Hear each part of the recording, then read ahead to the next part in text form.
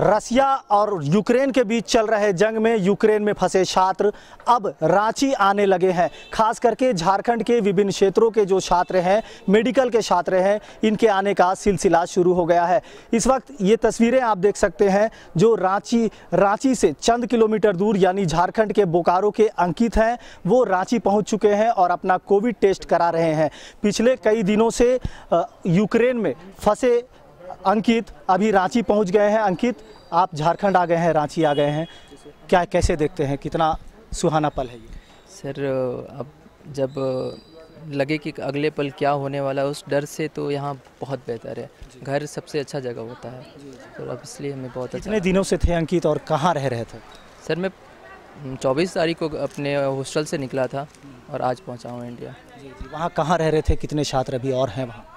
Sir, अभी वहाँ Indian बता नहीं सकता क्योंकि अब बहुत तो निकल गए, पर फिर भी बहुत सारे। उन बच्चों के लिए क्या कुछ होना चाहिए, क्या होना चाहिए गवर्नमेंट की ओर से, क्या कुछ मैसेज देना चाहिए? सर, जैसे हमें यही चाहिए कि अगर हम बॉर्डर पे पहुँचे हैं और हमें वहाँ से बाहर निकलने के लिए किसी का हेल्प चाहिए, क्योंकि वो यूक्रेनियन हमारी बात सुनते नहीं हैं और वो बहुत ज़रूरी था। क्योंकि वो एक पहले लैंग्वेज बैरियर आ जाता है, हम उनकी लैंग्वेज नहीं समझते हैं क्योंकि हम अभी नए गए हुए हैं, और बहुत सारे बच्चे जो हैं जो पुराने भी, वो भी उतने अच्छे से नहीं समझ पाते हैं और हम उनसे जब बात नहीं कर पाएंगे और कुछ बोल नहीं पाएंगे और अगर बोलते हैं कि हमें एंट्री करने दो तो गुस्सा करते हैं।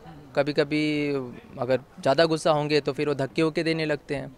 तो ये सब सर, तो बिल्कुल कह सकते हैं ये थे हमारे साथ बोकारो के अंकित। और यूक्रेन में फंसे छात्रों को कहीं ना कहीं भाषा का समन्वय ना मिलना इनके लिए परेशानी का सबब था। ऐसे में इन छात्रों को लाने को लेकर केंद्र सरकार से लेकर राज्य सरकार भी तत्परता से लगी है। उसके साथ साथ एक टीम ऐसी है, यानी स्टेट गवर्नमेंट की ओर से बनाया गया जो कॉल सेंटर, उसके जो प्रतिनिधि हैं, उसके जो कार्यकर्ता हैं, ये भी यहाँ हमारे बीच है।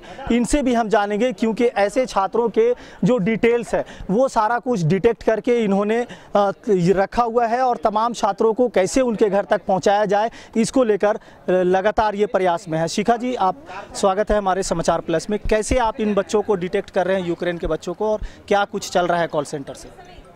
एक्चुअली हम लोग को लिस्ट आ रहा है मिनिस्ट्री ऑफ एक्सटर्नल अफेयर्स की तरफ से, हम लोग उसको वेरीफाई कर रहे हैं और जो कंट्रोल रूम नंबर्स जो इशूड हुए हैं, जो व्हाट्सएप नंबर्स भी है साथ में, तो उन नंबर्स पे जो कॉल आ रहा है उनको हम लोग वेरीफाई कर रहे हैं, उनसे कांटेक्ट कर रहे हैं। और साथ ही साथ जो बच्चे हैं उनके पेरेंट्स भी हमें लगातार हम लोग कांटेक्ट में हैं उनसे। आज कितने बच्चे आए और कितने बच्चे के आने की संभावना आगे है?